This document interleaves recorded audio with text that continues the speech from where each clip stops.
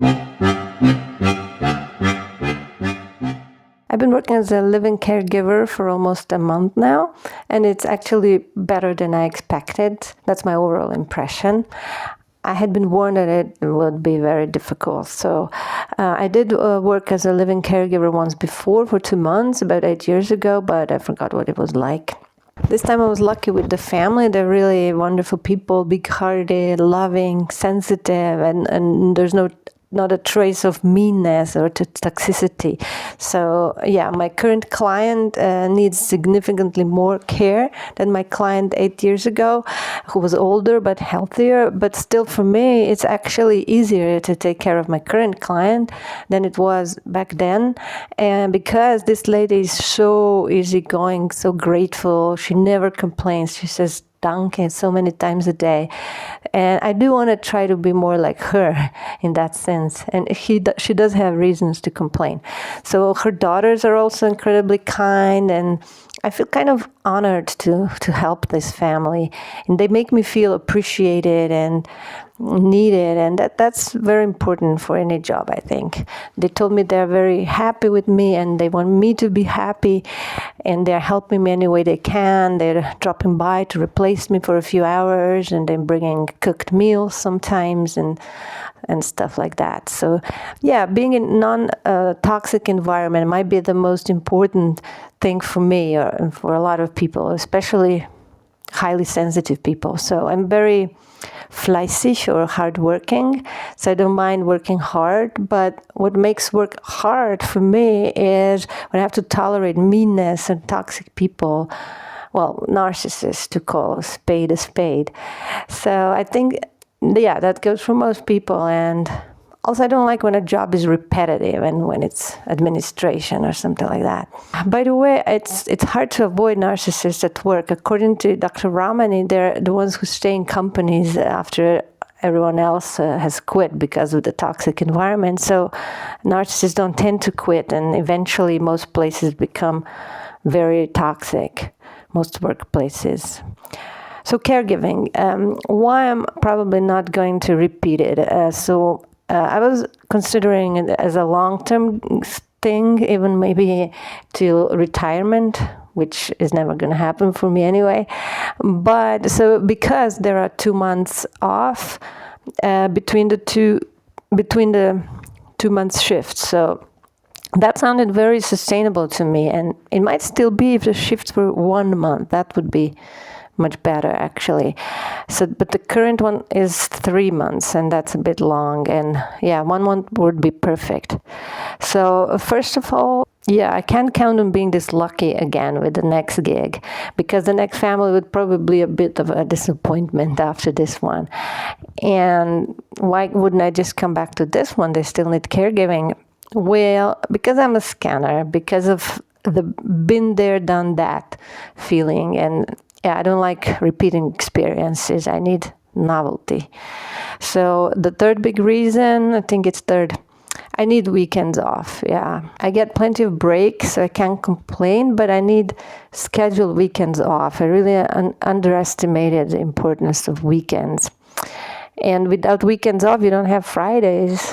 And I want that Friday feeling. And I think Friday is probably even happier than the weekend itself, because happiness is in the anticipation of good things like, holidays, sweets, freedom, whatever, more than in things themselves. So also we can find a way to sabotage the moment, or like we worry or get annoyed by some nonsense instead of just enjoying it when it's finally there. So I've been eating sweets, for example, only on Saturdays for years, many years. And yeah, I would look forward to them all week. But then, yeah, the actual few minutes of eating chocolate and dipping it in coffee, it's good, but it's only a few minutes, in fact. So yeah, so the real joy is in anticipation. And in this job as a caregiver, every day is the same. So you don't really have this anticipation of a reward day. And yeah, I do get one day almost completely off, but it's actually until 4 o'clock. So it's not enough. A full weekend is important. And reason number 4, I think, I need more mental stimulation. I'm not challenged enough intellectually at this work, obviously. I feel like I'm losing like 4 neurons.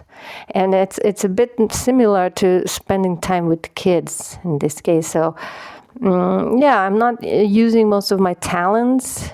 If I count empathy, sensitivity, kindness as a talent, and I should, then yes, I'm using those.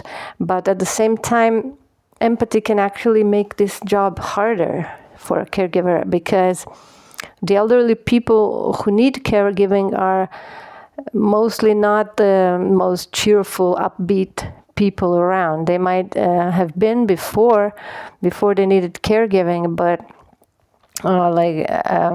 I do like older people in general. They can be fun, wise, cheerful.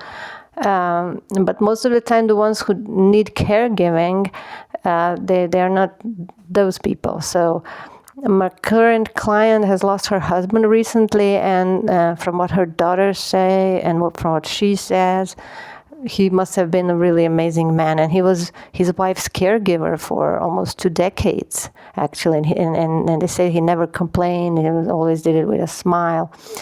And so, of course, my client is sometimes crying. She's sad, sometimes a bit depressed. So my first client was also depressed, but she was also drinking, and sometimes waking me up at night to get her wine. And sometimes she was a little bit mean to me, and my German was very bad at the time, so yeah, she had some right to criticize me. But anyways, I feel much better here, because this client has no mean cell in her body. So yeah, my 5th and maybe the biggest reason is that I struggle with verzichten, or abstaining from eating sweets and hard cheese and some other processed foods that we always have in the house. So, and I do have to serve a cake every day as a Kaffee und Kuchen custom here, coffee and cake time. And I really can't afford to eat that anymore. So I used to be able to eat everything and like poison myself with all kinds of junk and even alcohol when I was 20. But my body nowadays doesn't forgive anything. So, especially since my estrogen dropped. So, yeah, it might sound silly to give up a career of caregiving because I don't have enough self-control around sweets.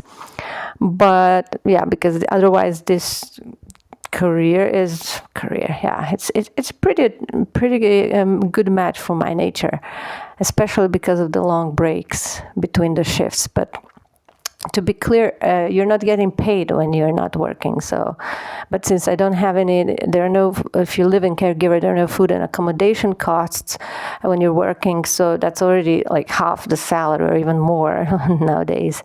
So I can save almost all of my paycheck. I do go for coffee definitely once a week, and coffee is about 3.5 euros, which is more expensive than a beer. Beer is still 3 euros in Germany, at least in,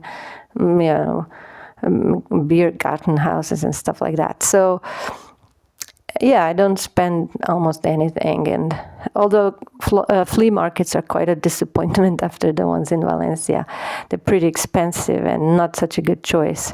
But I did buy some clothes like for 10 euros altogether. I also find a place where there is some kind of like tiny house, little community, and they have a kind of shop where you just take clothes. So I took just one dress, but I plan to put my stuff there before I leave.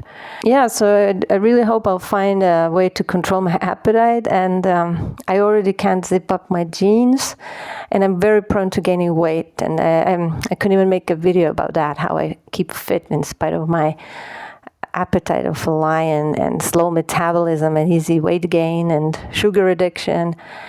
So you'll find this video here or here. I don't know how it goes. So 6th and final reason, I want to make more money. So I am a bit more ambitious than this, and I'm not motivated. I've never been motivated to do any job just because of money. I mostly wanted to experience the location or have that experience of doing that job. I would like to make more money, and money enables you to help others, and it would enable me to bring some of my ideas to life, some of my projects. The money in caregiving isn't that bad, especially considering the extremely low expenses. And also that's advantage of not having much free time. You don't spend the money, you don't have time. But I know I can do better, even if I never stay in one company for a long time. I can further develop some of my skills like web design, UX, UI design, work on my portfolio, and work as a freelancer, so you can work at different projects or different clients every few weeks or months. I don't know, I never did it, but that sounds sustainable for a scanner like me.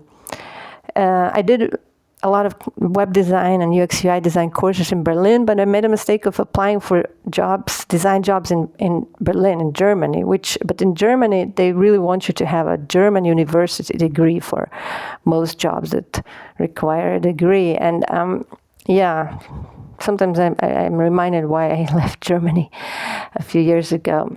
So if it weren't for the weather, though, I might have stayed longer. But I think if the weather were warmer, the people would be warmer too, probably. Though, for now, I like people here. I go to a write-in meetup where we write together for a few hours, and people are great there. And one of the people, like a local woman, told me that she doesn't like the poshness of the local, that they really care about what you do, how much you make. And I haven't met many locals. Mostly they're Americans in this write-in meetup. But I did make one friend who is totally not like that at all, not posh at all. So that's it. Lack of weekends, boredom or lack of mental stimulation, relatively low salary, daily struggle with sugary temptations, or my own lack of control around sweets. Though I do think environment is crucial. It's also unrealistic to expect yourself to resist something you love if you're constantly surrounded by it. That's not necessarily my weakness. It's human. So I have zero problems avoiding sweets when I live alone, or even with a partner that hides them from me. And I don't tend to look for them in the house. Well, sometimes.